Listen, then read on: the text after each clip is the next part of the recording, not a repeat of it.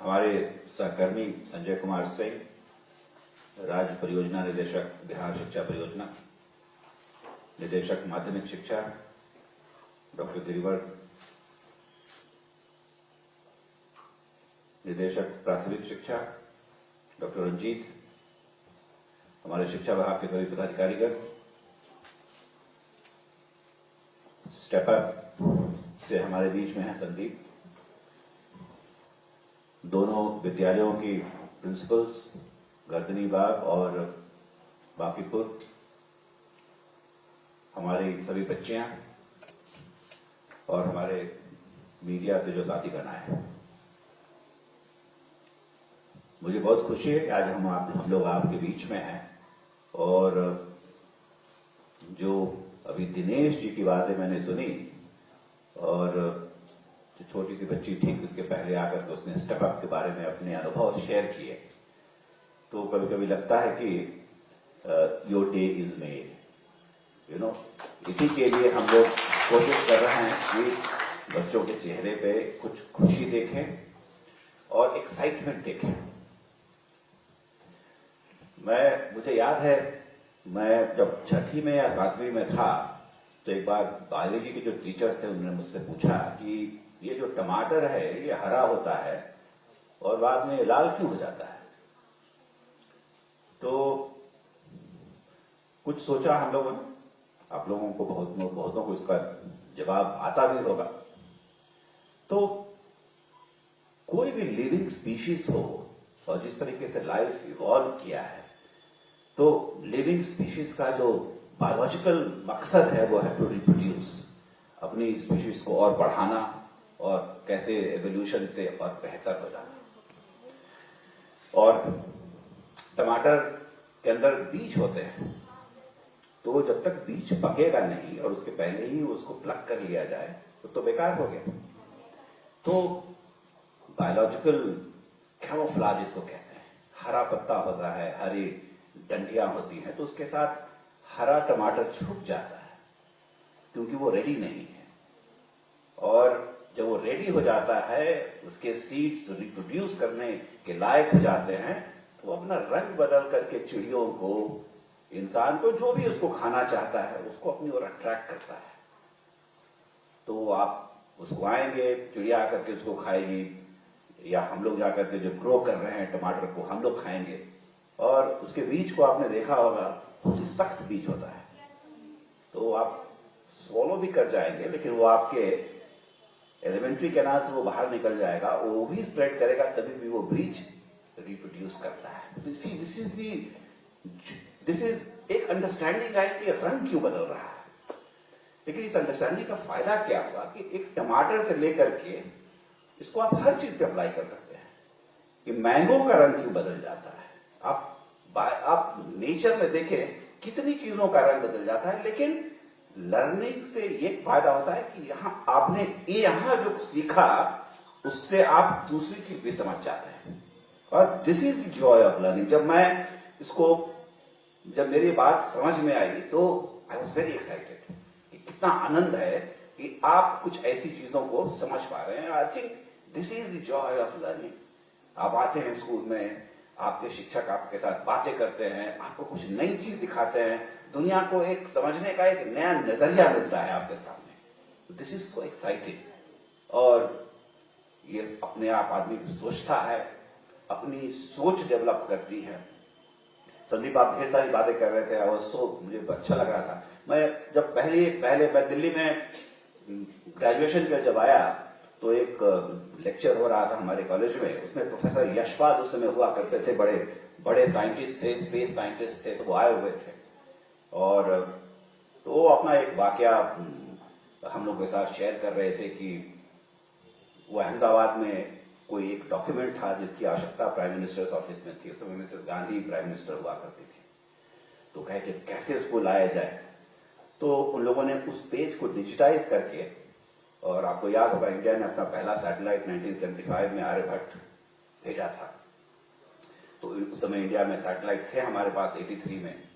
तो एक पेज को डिजिटाइज करके उन लोगों ने अहमदाबाद से, स्पेस एप्लीकेशन सेंटर है वहां पे, उसको अपलोड करके दिल्ली में उसको डाउनलोड कर लिया। दिस वाज 1983 और सुनकर के हम लोग बड़े अचंभित हुए।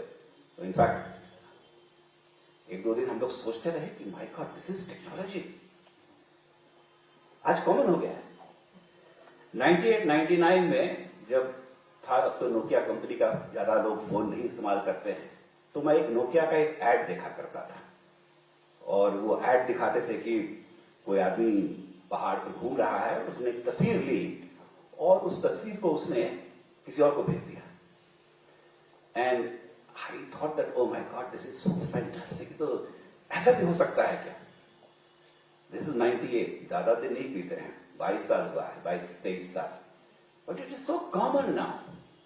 तस्वीर खींच करके हम लोग क्या क्या साथ उसके साथ करते रहते हैं, लेकिन द ब्यूटी इज कि किसी ने तो इसको बनाया ना, किसी ने इसके बारे में सोचा और आप सब लोगों में ये सामर्थ्य है कि आप लोग इसके बारे में सोचे, टेक्नोलॉजी का मूल क्या है उसको समझें।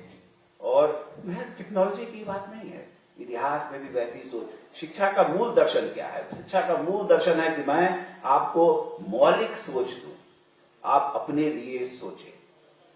यदि आपके पिता के कहते हैं कि तुम्हारी मैं शादी कर देता हूं, तो क्या मैं सोचता हूं कि मुझे अभी शादी नहीं करनी चाहिए, मुझे अभी पढ़ना है, या मेरी उम्र बहुत कम है? ये कोई क्रांतिकारी चीज नहीं है, लेकिन अपने लिए सोचना, अपने लिए मौलिक सोच रखना, और ये हम आए और शिक्षा के माध्यम से ये विकसित कर दें, तो I think we have succeeded in our job and this is the job of the teacher. जब संदीप मेरे पास आए और हम लोगों ने इनकी टेक्नोलॉजी को देखा, तो हम लोगों को लगा कि इसको करना चाहिए, बड़ा अच्छा लगा and this is so enjoyable. और अभी बता भी रही थी, क्या नाम था उनका?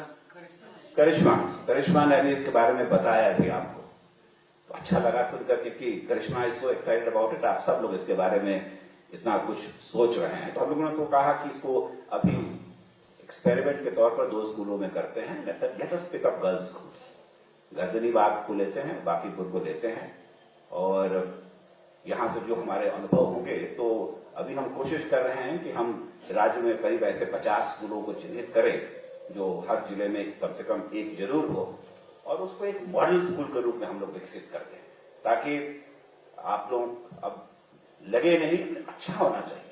आज प्रिंसिपल साहिबा है, मैं थोड़ा सा बोल भी रहा था उनको, आज मुझे बड़ी खुशी होती है कि मैं आता तो कैंपस साफ सुथरा देखता, धूप नहीं नजर आना चाहिए, पत्ते नहीं गिरते रहते हैं, साफ होना चाहिए। हम लोग अपने घर को कितना साफ रखते हैं, लेकिन सार्वजनिक जिंदगी में जहां पर आ जाते हैं तो कहीं हम लोग की चिंताएं दूर हो जाती हैं। क्यों होता है ऐसा? इसलिए होता है कि घर मेरा अपना है, सेंस ऑफ ओनरशिप है, और स्कूल तो बस 8 घंटे के लिए आते हैं, नौकरी कर रहे हैं या मैं पढ़ाई कर रहा हूं। लेकिन कभी आपने कभी सोचा है दिन में कितने घंटे होते हैं? 24 में तो 8 घंटे सोए रह गए, बचा 16 में से 8 घंटे काम कर रहे हैं, स्कूल में है, ऑफिस में है। तो जगी हुई जिंदगी का 16 घंटे में से यदि 8 घंटा स्कूल में या ऑफिस में है, तो जगी हुई जिंदगी का 50% कहीं और है, और उस जगह पर हम लोग ध्यान नहीं देते। मैं तो 10 घंटे रहता हूं रोज ऑफिस में, घर जाकर के सो जाता हूं। तो मेरा ऑफिस यदि साफ सुथरा न रहे, और उससे मेरी चरित्र का भी तो पता चलता है। मैं आपके घर आऊंगा, हम लोग ड्राइंग रूम कितना बढ़िया रखते हैं, लेकिन बाथरूम बदबू देता है। क्यों?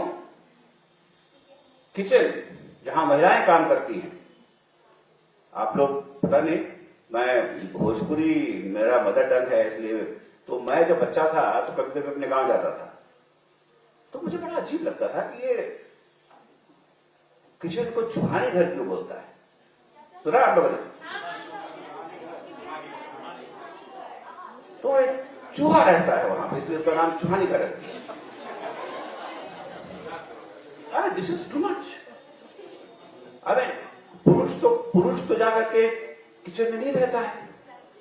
यदि उसको रहना होता तो वो किचन को बढ़िया साफ सुथरा बना देता, उसमें खिड़की डाल देता, एग्जॉस्ट लगा देता, टाइल्स लगा देता, लेकिन महिलाएं जाती हैं तो धुआं से भरा भी हुआ है तो कोई फर्क नहीं पड़ता है, उसकी सांसें खराब हो रही है। ये सोच बदलना है, और ये सोच बदलने के लिए ये सब कुछ सीखने की जरूरत है। तो मुझे आज आप लोगों के बीच में आकर के बड़ी खुशी हुई है। और Sandeep, I would want to congratulate you, बहुत अच्छा बना है आपने। If it is bringing excitement, इतने चेहरों पर खुशियां ला रहे हैं आप। और हम लोग कोशिश करेंगे कि इस तरह के जो तरीके हैं, जो नायाब तरीके इजाद किए गए हैं, उसको हम लोग अपने स्कूलों में लाएं और आप लोगों के बीच में ले जाएं। लेकिन फिर मैं कहना चाहूंगा, ये सब माध्यम है, ये टीचर्स को सप्लांट नहीं कर सकता है। और मेरे अपने मास्टर, अपने सारे गुरुओं से, या मास्टर जी या जो आप कहते हैं सर है, उनको भी मैं कहना चाहूंगा कि कहीं ना कहीं ये एक्साइटमेंट बच्चों में आप लाएं। खुद एक्साइटेड होंगे तो दूसरों को भी एक्साइट करेंगे। पटना शहर में आप घूमे तो एक समय था जब दो तरह के ही विज्ञापन नजर आते थे शहर में। अब तो एक ही तरह का विज्ञापन नजर आता है, मोबाइल कंपनियों का और कोचिंग सेंटर्स का। अब तो मोबाइल कंपनियों के भी एड्स खत्म हो गए हैं, सिर्फ जहां देखिए coaching centres. This is my failure. मैं मानता हूं कि कहीं ना कहीं हम लोग फेल कर रहे हैं कि बच्चों को हर चीज के लिए कोचिंग में जाने की जरूरत पड़ रही है। और जो हमारे जो शिक्षकगण हैं, कृपया आप लोग इस पर सोचें। हो सकता है सिस्टम परफेक्ट नहीं है, मैं भी बहुत बढ़िया प्रबंधन नहीं कर रहा हूं शिक्षा विभाग की ओर से, लेकिन कहीं ना कहीं हम सबको मिलकर के करने की आवश्यकता है, ताकि शिक्षा का जो मूल मंत्र है, मौलिक सोच, ये आप लाएं। और मैं ज्यादा से ज्यादा लड़कियों से ये भी कहना चाहूंगा, to all the girls here, तुम लोग भी कुछ ऐसे कुछ बनाओ, कुछ अच्छा करो, जिंदगी में नाम कमाओ, बाकी सब चीजें अपने आप जगह पे आ जाती हैं। Thank you.